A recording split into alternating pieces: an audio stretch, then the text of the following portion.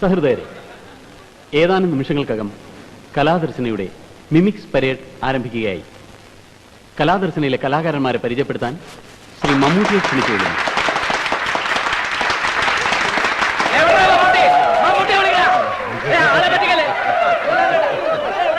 അതെ, അല്ല സുഹൃത്തുക്കളെ, ദയവായി എല്ലാവരും ശാന്തരായിരിക്കണം. അതെ, ഒരിക്കൽ കൂടി ഞാൻ അഭ്യർത്ഥിക്കുകയാണ്, നിങ്ങളേവരും ശാന്തരായിരിക്കണം. ഒന്നും കൂടി അഭ്യർത്ഥിക്കുകയാണ്, എല്ലാവരും ശാന്തരായിരിക്കണം. എന്നാൽ രണ്ടു വാക്ക് എനിക്ക് പറയാം. ഞാൻ മമ്മൂട്ടിയാണ്. എന്റെ പേര് മമ്മൂട്ടി എന്നാണ്. എനിക്ക് മുമ്പും പിൻപും ഇവിടെ പല മമ്മൂട്ടിമാരും ജനിച്ചിട്ടുണ്ട്. സുപ്രസിദ്ധ സിനിമാ നടൻ ശ്രീമാൻ മമ്മൂട്ടിക്ക് എന്റെ പേരാണ് ഇട്ടിരിക്കുന്നത്. ഇത് സത്യമായിട്ടുള്ള കാര്യമാണ്. ചിരിക്കാറായിട്ടില്ല. ചിരിക്കാനുള്ള പല സംഭവങ്ങളും പിന്നാലെ വരുന്നുണ്ട്. കലാസ്നേഹികളെ, ഇനി ജഗ്ഗളെ കുറിച്ച് രണ്ടു വാക്ക് പറഞ്ഞുകൊള്ളട്ടെ. ബംഗാൾ, ബീഹാർ, ഒറീസ, മധ്യപ്രദേശ്, കൂടാതെ അമേരിക്ക, പശ്ചിമ അമേരിക്ക, ജർമ്മനി, പശ്ചിമ ജർമ്മനി, ഗൾഫ്, പശ്ചിമ ഗൾഫ്, കുവൈറ്റില്ല എന്നീ ഇന്ത്യയിലുള്ള വിദേശ രാഷ്ട്രങ്ങളിൽ പോയി പരിപാടികൾ നടത്തിയാൽ കൊള്ളാമെന്ന് വലിയ ആഗ്രഹമുണ്ട്. പക്ഷേ ഇതുവരെ അതിന് കഴിഞ്ഞിട്ടില്ല. ഇതാ കലാപരിപാടികൾ ആരംഭിക്കുകയായി. ഞങ്ങൾക്ക് നിങ്ങളുടെ നന്ദി നമസ്കാരം. നിങ്ങൾക്ക് ഞങ്ങളുടെ നന്ദി നമസ്കാരം. ആദ്യമായി കലാദർശനിലെ കലാകാരന്മാരെ നിങ്ങൾക്ക് പരിചയപ്പെടുത്താൻ പോവുകയാണ് സുഹൃത്തുക്കളെ. സാബു, ഉണ്ണി, ജിമ്മി,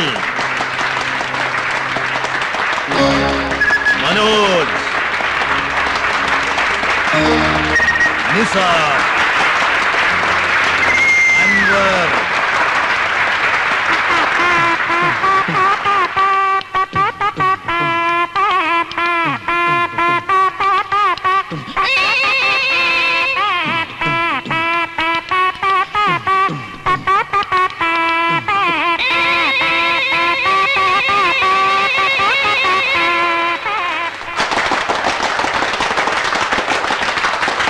പട്ടാളത്തിലേക്ക് ആളെ എടുക്കുന്ന ഒരു ഇന്റർവ്യൂ ഹാസ്യരൂപേണ ഞങ്ങൾ ഇവിടെ അവതരിപ്പിക്കുകയാണ്.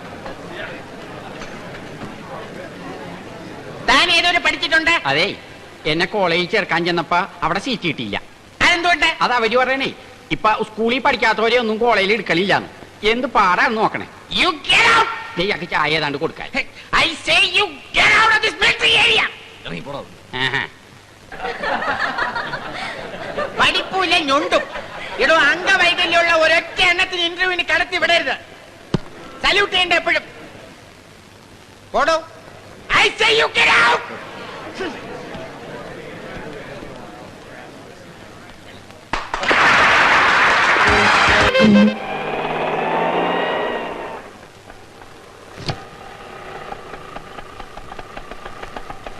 Good morning, Father.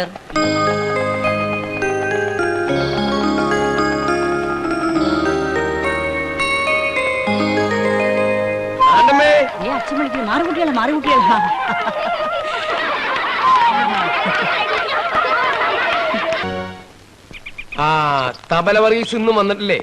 ഇല്ല അച്ചോ. എന്താ വരാത്തത്? എന്താന്ന്? അവന്റെ ഭാര്യ പഴവങ്ങാട് ആശുപത്രിയില് പ്രസവിച്ചു കിടക്കുകയാണ്. എന്താ പ്രസവം, കാണേണ്ട കാഴ്ചയാണ് അച്ചോ. ഒറ്റ പ്രസവത്തിൽ 3 കുട്ടികൾ. അവനെന്ന് 3 മാസത്തെ ലീവ് എടുത്തപ്പോഴേ ഞാൻ വിചാരിച്ചതാ പ്രശ്നമാവും. എന്റെ കർത്താവേ, 6 മാസത്തെ ലീവ് അവന് കൊടുക്കാൻ തോന്നിക്കാത്തതിൽ ഞാൻ നിന്നോട് നന്ദി പറയണു. എന്താ? ഒന്നുമില്ല അച്ചോ, ഈശോമിശിഹായ്ക്ക് സ്തുതിയായിരിക്കും. ഇപ്പോഴും എല്ലായ്പ്പോഴും സ്തുതിയായിരിക്കട്ടെ.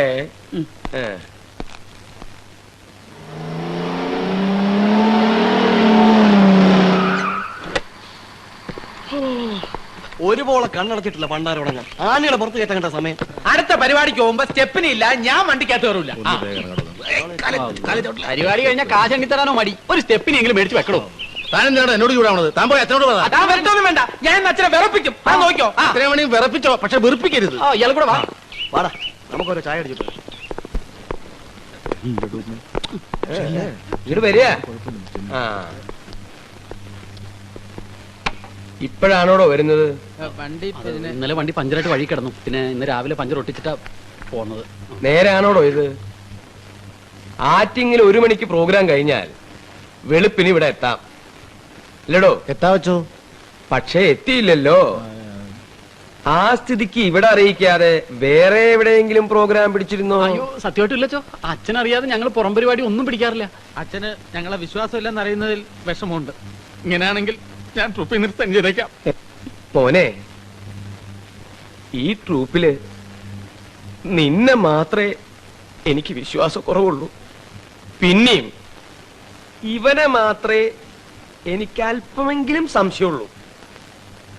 ഉള്ളത് തുറന്നു പറയാലോ, നിങ്ങൾ 2 കൊരങ്ങന്മാരും വളരെ നല്ലവരല്ല. പിന്നെ എനിക്ക് അല്പമെങ്കിലും സമാധാനം തരാത്തത് ഇവനാണ്. ആ കാശെടു. ആ 3000-ന് 300 രൂപ കുറവുണ്ടച്ചോ. 300 രൂപ ഓടിപ്പോയാ? കളി തറക്കളിയാന്നും പറഞ്ഞ് 300 രൂപ കുറച്ചാ അവര് തന്നത്. അതെനിക്ക് വിശ്വസിക്കാമോടോ? വിശ്വസിക്കാച്ചോ. തന്നോട് ചോദിച്ചില്ല.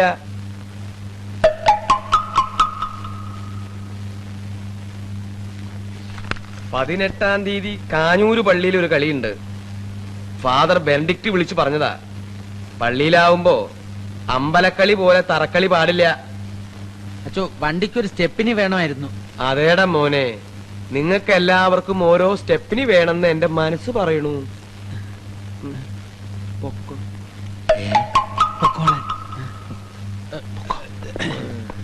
കഴുത്തിന്റെ ഉളുക്കൊക്കെ ഞാൻ ശരിയാക്കി തരാം.